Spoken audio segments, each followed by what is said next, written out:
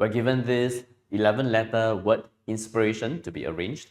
But the very first thing that we probably will want to do for ourselves is to rearrange it so that at a glance, it is easier for us to take a look at how many identical letters we are working on. So let me rewrite this word inspirations. I, N, S, P, I, R, A, T, I, O, N. So we are working on 3 I's and 2 N's. A part 1.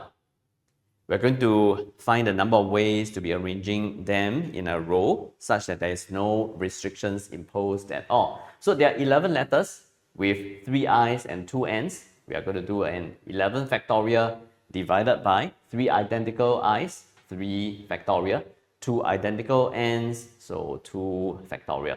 Pressing this into our calculator, this is equal to 3326400. This is A part 1. A part 2, let me do it here. A part 2, we want to be doing arrangements such that letters N are together or letters I must be all separated but not both. So in order for us to do this, let's say for N's to be together. For N's to be together, it is going to be NN.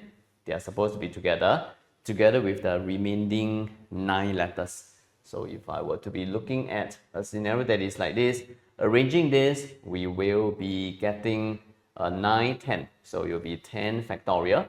And there are 3 identical I's. So we need to divide this by 3 factorial. But if I were to be doing these arrangements, just imposing for the N's to be together, we will have cases such that I's are going to be all separated. And according to the question, we don't want this to be happening. If N's are together, I's cannot be all separated. So what we want to do is to minus away those cases where N's are together and I's are all separated. We're going to do slotting. So N's together and the non-I's will be S, P, R, A, T, O, 1, 2, 3, 4, 5, 6, 7. We will have a 7 factorial. And for the I's, we are going to be slotting them at these few positions here. And at the 2 ends also, we have 1, 2, 3, 4, 5, 6, 7, 8. Out of 8, we are going to choose 3 positions for the 3 I's. But because they are identical, so there's no point trying to arrange them. So it is going to be just 8 choose 3, just like how we didn't arrange the 2 ends because they're identical. So if I were to be calculating for this will ensure me those cases where the ends are together, but the I's are not all separated.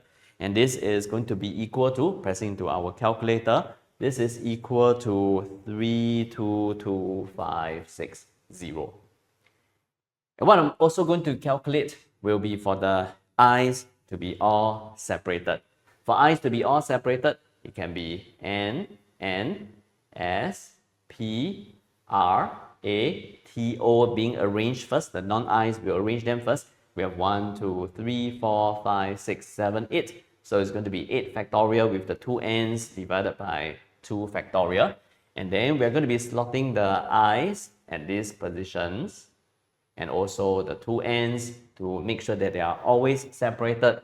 So we will have 1, 2, 3, 4, 5, 6, 7, 8, 9. Out of 9, we're going to be choosing 3. And because the 3 I's are all identical, there's no point arranging them. So it is going to be just 9 choose 3. But just like how we have considered it here, we want to remove those cases from here where the 2 N's are also together. We want to remove away cases such that the N's are together and the I's are separated, which is actually this. So we're going to remove this from here also because it can happen in this particular arrangement. So we will remove a 7 factorial, 8 choose 3, and pressing this into our calculator, it is going to be 1411200. So our total, our final answer, our total number of ways will be this plus this. So it's going to be 322,560 plus 1411200. Pressing this into our calculator will get us our final answer, and that is equal to 1733,760. Okay, let's move on to part B. Part B of the question says that 3 of the 11 cards are going to be removed at random. We want to find the probability. Okay, let's make sure that we see it clearly. Part A is purely permutations and combinations, but part B is probability. So for part B, probability, we want to find the probability that the letters on the 8 card left behind are all going to be distinct, which means for the 3 cards that are going to be removed, we will need to remove the 2 eyes and the one of the 2 ends. 2 eyes, 2 ends, in order for the rest of the cards to be distinct. So if I were to be remove I as my first card, the probability will be 3 over 10. If I were to remove I as my second card, I will have 2 eyes left and I'll have 9 cards left, so 2 over 9. Okay, in fact, this is not 3 over 10, it is 3 over 11. Okay, it should be 11. So here, it will be 2 out of 10.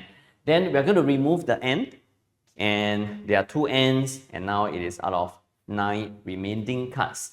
So this will ensure us to be removing I, N. But we don't need to do in this particular order.